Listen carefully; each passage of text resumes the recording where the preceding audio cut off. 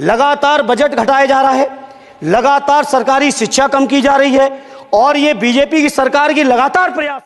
वित्त मंत्री अपने जवाब में बता दें, अनुसूचित जनजाति का एक भी व्यक्ति देश में अरबपति हो तो बता दूं, एक भी अरबपति हो तो बता दूं।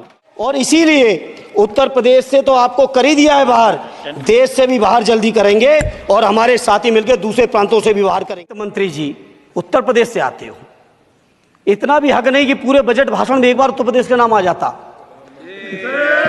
इतना अयोध्या से नफरत हो गई, अयोध्या से अवधेश जी क्या जीत गए। अरे आपको कुछ नहीं पता है, अरे यही तुम्हारे सैनिकों के लिए, यही तुम्हारा भाव है। सभापति महोदय आती है तो मैं समझता हूं इन जिलों के लाखों लोगों को तहस नहस करके चली जाती है। जितना विकास होता है सभापति महोदय, बरसात के समय वो सारा का सारा विकास पूरी तरह से खत्म हो जाता है। नौजवान खुश होंगे, देश के नौजवान खुश होने वाले नहीं है। सभापति महोदय, शिक्षा के मसले पर लगातार बजट घटाया जा रहा है, लगातार सरकारी शिक्षा कम की जा रही है और ये बीजेपी की सरकार की लगातार प्रयास है कि नौजवान शिक्षित होंगे तो सवाल पूछेंगे। देश की जेएनयू से लेके बीएचयू से लेके एमयू से लेके जितने बड़े संस्थान हैं, सारे संस्थानों को बर्बाद कर दिया है। एक भी दलित, एक भी पिछड़े, कहीं आपका वाइस चांसलर नहीं है। लगातार जितने भी आपके professor, associate professor, assistant professor की नियुक्तियों में आरएसएस का जब तक कोई फंडामेंटल कोर्स नहीं करेगा, बेसिक कोर्स, तब तक उसकी नियुक्ति नहीं होगी। आप क्या सोच रहे हो, देश नहीं देख रहा है नौजवान? यूजीसी का बजट लगातार कम किया जा रहा है। मेरा खुला आरोप है इस सरकार पर कि ये सरकार शिक्षा को प्राइवेट करके, शिक्षा को मुट्ठी भर उद्योगपतियों के हाथों में देके, शिक्षा को चुनिंदा लोगों के हाथ में देके, देश के 140 करोड़, जिसमें मैं समझता हूं 90% लोग गरीब हैं, उन गरीबों के हाथों से शिक्षा को छीनने का ये जो आपकी सरकार षड्यंत्र कर रही है, इसके लिए हम लोग इस मौके पे विरोध करते हैं। लगातार फीस बढ़ा रहे हैं, शिक्षकों की कमी है, रोजगार आप दे नहीं पा रहे हो, सामाजिक असमानता। सभापति महोदय, 2014 में जिस समय सरकार बनी थी एनडीए की, उस समय देश की जितने भी जो आर्थिक चीजें थी, जो वेल्थ थी, उसमें पिछड़ों की हैसियत 17% थी, 17%, और आज 10 साल की एनडीए की सरकार के बाद पिछड़ों की आर्थिक हैसियत हो गई है केवल 9%। मैं कहना चाहता हूं चुनौती के साथ, वित्त मंत्री अपने जवाब में बता दें, अनुसूचित जनजाति का एक भी व्यक्ति देश में अरबपति हो तो बता दूं, एक भी अरबपति हो तो बता दूं, एक भी दलित को अरबपति आपने बना दिया हो तो बता दो, एक भी पिछड़े को बना दिया हो तो बता दो। आप जवाब में दे देना, आप डेटा दे देना, आप डेटा दे देना, हमारी दबाव नहीं रुकेगी। सभापति महोदय, जब बीजेपी की सरकार, जब बीजेपी के लोग विपक्ष में रहे तो ओपीएस की बातें किए। 10 साल से आप सत्ता चढ़ा रहे हो, 11वां बजट पेश कर रहे हो। पूरा देश आज ओपीएस के लिए, सरकारी कर्मचारी परेशान है, कहीं ओपीएस की चर्चा नहीं है, पुरानी पेंशन की कोई चर्चा नहीं है। सभापति महोदय, पुरानी पेंशन तो पुरानी पेंशन, हम मांग करते हैं, बहुत बड़े राष्ट्रभक्त आप बनते हो, मैं मांग करता हूं देश के पैरामिलिट्री फोर्सेस को आप पुरानी पेंशन दीजिए। मैं मांग करता हूं, आप राष्ट्रभक्त हैं ना, सीमा में जो सुरक्षा कर रहे हैं, जो शहादत झेल रहे हैं, मेरी मांग है कि आप उनकी ओपीएस दीजिए। वो आप ओपीएस नहीं दे पाओगे। इसी तरह से सभापति महोदय, देश के अंदर बहुत से ऐसे संविदा कर्मचारी, एक से एक बढ़िया फार्मूला, अब कानूनन मंडल आयोग लागू हो गया तो कैसे पिछड़े और दलितों को रोकें? तो संविदा कर्मी की प्राइवेट कंपनी, प्राइवेट आपने आउटसोर्सिंग कर दी। आउटसोर्सिंग के कारण से देश के सारे दलित, सारे पिछड़े, सारे आदिवासी आपकी सेवाओं से बाहर हो गए, उनके पास कोई कानूनी हक नहीं। तो ये जो आरक्षण को खत्म करने के तरह तरह के जो आप लोग षड्यंत्र अपना रहे हो, इस षड्यंत्रों को देश का जनमानस पूरी तरह से जान भी चुका है, पहचान भी चुका है, और इसीलिए उत्तर प्रदेश से तो आपको कर ही दिया है बाहर, देश से भी बाहर जल्दी करेंगे और हमारे साथी मिलकर दूसरे प्रांतों से भी बाहर करेंगे। इसी तरह सभापति महोदय, हम मांग करते हैं, आप सोचिए उत्तर प्रदेश अकेले के अंदर, देश के हालात मुझे नहीं पता और बदतर होंगे, अकेले उत्तर प्रदेश में 1000 से ज्यादा शिक्षा मित्र आत्महत्या कर चुके। सभापति महोदय, कोई सरकार के कान पे जूं नहीं रेंग रही है, किसान आत्महत्या कर रहे हैं, इन्हें कोई मतलब नहीं। अनुदेशकों को तनख्वाह नहीं मिल रही है समय से, कोई मतलब नहीं।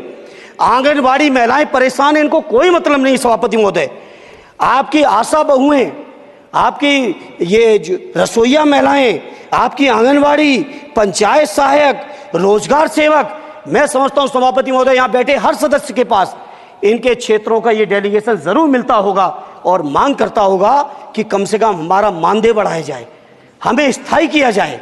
सभापति महोदय, इसके लिए सभापति महोदय मेरी पार्टी के किसी भी मेंबर से हम नंबर कम कर लेंगे, टाइम, मेरा टाइम बढ़ा दीजिए, बढ़ा दीजिए, कोई भी मेंबर हमारे लिए दे देंगे टाइम, हम लोग देते। इसलिए सभापति महोदय इन सभी समस्याओं के लिए मैं आपसे कहना चाहता हूं कि इनका समाधान करिए, और नहीं समाधान करेंगे तो अभी तो बैसाखी पे बन गए, बिहार और आंध्रा को पैकेज देखे फिर देश में कितने राज्यों को पैकेज दे पाओगे।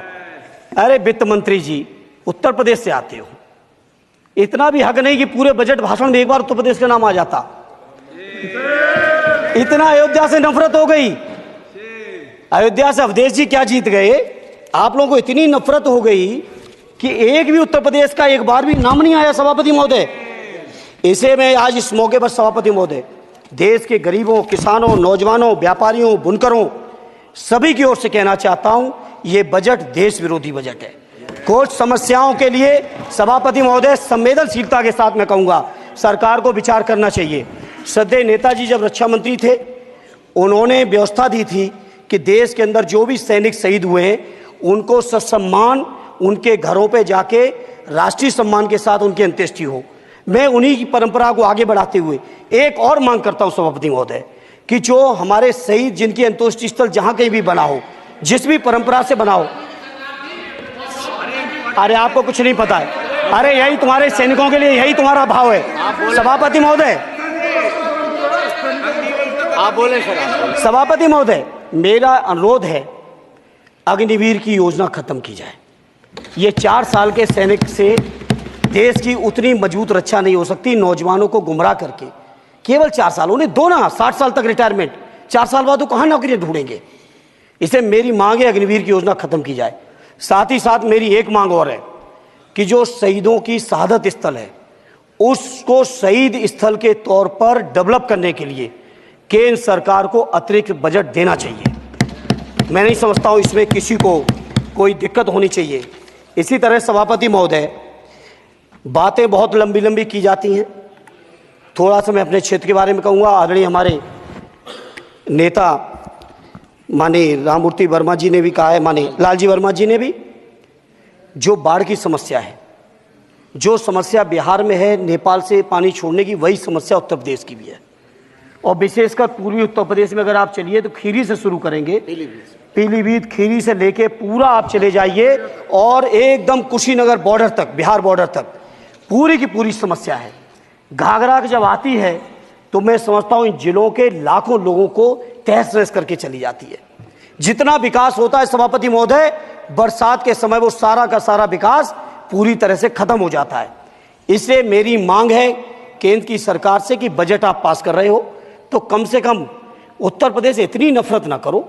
2 बार तो उत्तर प्रदेश की दम पे ही बैठे थे और तब भी ये वित्त मंत्री जी हंस रहे हैं, इनके यहाँ भी आता है बाढ़ तो जाती होगी, महाराज बसता तो नहीं होगा, कुशीनगर बसता नहीं होगा, आपका मऊ बसता नहीं है, आजमगढ़ बसता नहीं, अंबेडकर नगर बसता नहीं, बहराइच बसता नहीं, खीरी बसता नहीं, श्रावस्ती बसता नहीं, पीलीभीत बसता नहीं, बलिया बसता नहीं है, कुशीनगर बसता नहीं है, गोरखपुर बसता नहीं है। इतने जिले तो हमारे उत्तर प्रदेश के प्रभावित हैं। तो बिहार की तरह से एक विशेष पैकेज हमारे उत्तर प्रदेश के लिए भी दे दो। कम से कम इतना तो कहने की हिम्मत रखो, केवल चीखने के लिए बैठे हैं सबके सब। सभापति महोदय, दूसरा एक मैं बात, हमसे पूर्व जो सांसद रहे हमारे आजमगढ़ के, बड़ी लंबी लंबी बातें की, गोरखपुर से आजमगढ़ होते हुए बनारस तक का हमने रेलवे लाइन स्वीकृत करा दिया। सभापति महोदय, मैंने जब पता किया अधिकारियों से तो सच्चाई ये है कि अभी उस पर एक भी पैसे का बजट का आवंटन नहीं है, नहीं है बजट का आवंटन। हाँ, आज आप ही ने तो पेश किया बजट, आप ही तो साइन किए हो, निर्मला जी ने तो किया नहीं होगा, आप ही ने किया होगा। तो सभापति महोदय, उस पर बजट भी आए, उस पर बजट भी आना चाहिए। दूसरा सभापति महोदय, ये जो समस्या है बाढ़ वाली, मैं समझता हूं कोई अकेले मेरी नहीं है, मेरे अकेले क्षेत्र की नहीं है। जो भी संवेदनशील व्यक्ति होगा इस पर जरूर गंभीरता से सोचेगा, उसको सोचे। इसी के साथ मैं अपनी पार्टी की ओर से इस जन विरोधी बजट का पुरजोर विरोध करता हूं। बहुत बहुत धन्यवाद।